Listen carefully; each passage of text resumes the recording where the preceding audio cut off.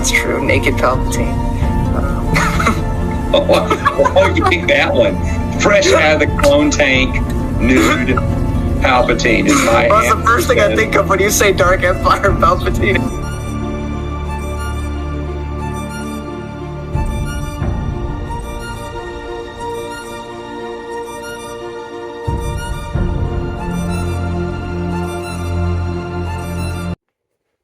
Hello. Welcome back to the Star Trek Litverse. Let's engage. I don't have too much to say. I have a little bit of things in spoiler section, but overall, I wouldn't say it's exactly what I imagined the Romulan War would be like, but overall it works fairly well. And it concludes in a nice way and leaves room for more. But I enjoyed it a lot. It felt like these were scripts that were written, but weren't able to be used because the show got canceled, so they just put it into book form. Because I'll say at times it doesn't feel structured like a typical novel. It feels like here's a script that's been converted into a book. Because there's a lot of time jumping in here, so there's a lot of things that make me think like those. Oh, that could have been an episode or something. That's just kind of sped through because you don't need to waste time in the book, because that would have been a filler episode,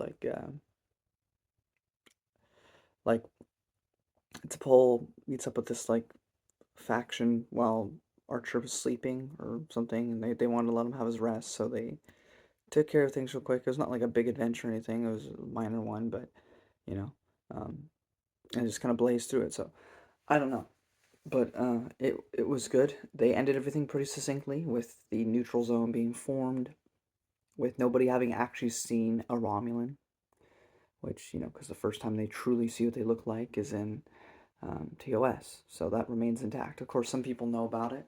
The highest echelons of the Romulan government know it. The highest echelons of the Vulcan government know it. But they're both embarrassed by it, so they don't want anybody to know. T'Pol knows, obviously. Trip knows, Reed knows, and Archer knows. But I think that works fine. And of course, the spy bureaus for, Section 31 know, and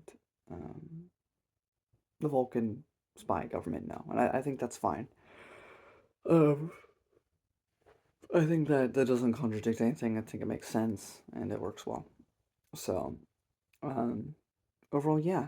I don't know if I liked it as much as the last one. This was much quicker pace, which I appreciate. There's a nice through line at the end with, it's usually dire, but in this book you get near the end, some rogue Klingons, some rogue Andorians being willing to help. So, it turns the tide. But I'm excited to see what the Rise of the Federation will be like, but that'll be next.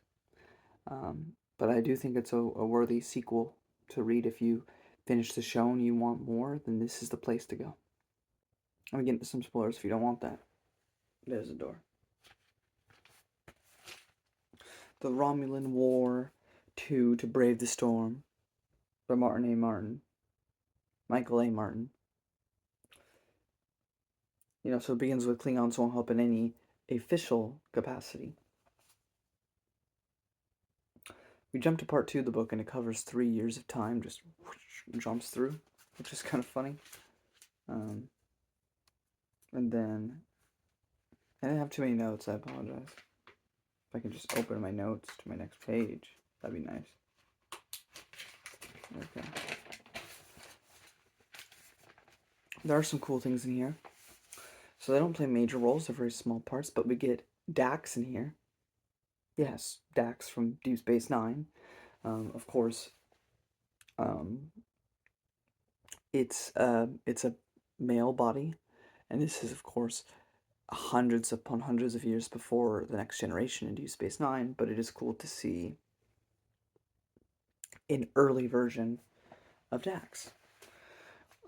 We also have Hoshi having PTSD. Now, Hoshi's been through a lot, if you remember, in the Zindi crisis. She stood up to interrogation and everything, but she laughs kind of at an inappropriate time. And, they've been at war for a while. And so she feels like, oh no, hold on. My alarm clock. I thought I'd turn them all off. But she's been through a lot. But it's still really stressful. She has some PTSD, which I just thought was some nice development for her. I mean, not development, but it was a nice moment. Not nice. It was not nice, but it was good to see her get some love in the show. In the page, I guess. Along with, we get a Picard ancestor in like one page. Why?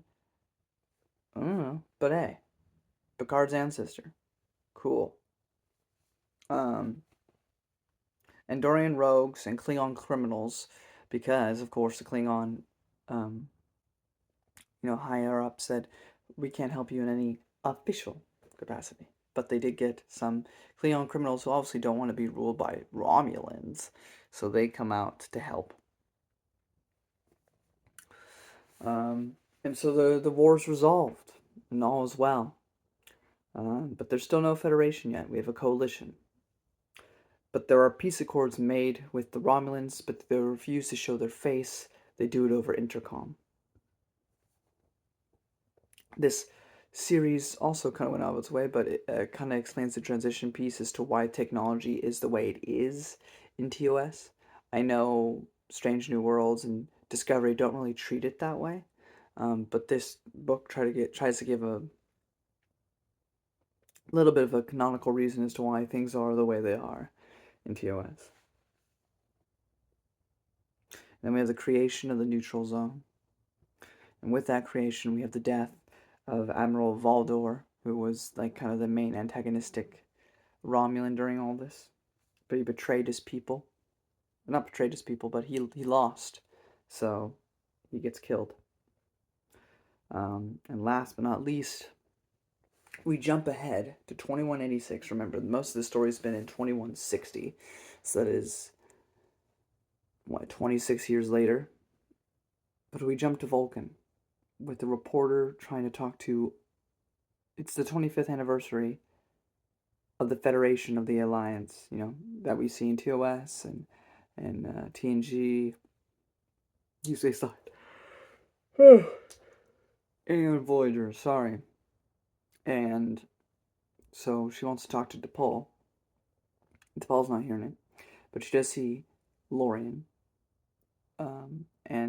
So a boy and girl that are the daughter and son of DePaul. And she says she's not willing to take any interviews. And as she starts to close the door on her, through the cracks, she can see a human male sitting there smiling at everyone. And she speculates, wouldn't it be nice if the conspiracy theories are true? If Charles Tucker was alive and got to live out his days with DePaul. Cinema. I need nothing else. There is the Rise of the Federation series, which we'll jump back and see the Federation actually be formed. But even if we never got that, that ending makes it all worth it. To know with absolute certainty that Tucker did get to live happily ever after with DePaul is all I ever really needed to know.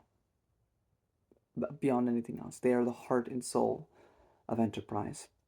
And I'm so glad that I read these books. I'll say the thing that really makes me feel like these two books specifically were scripts that were then turned into books is because here's the thing in the show, too.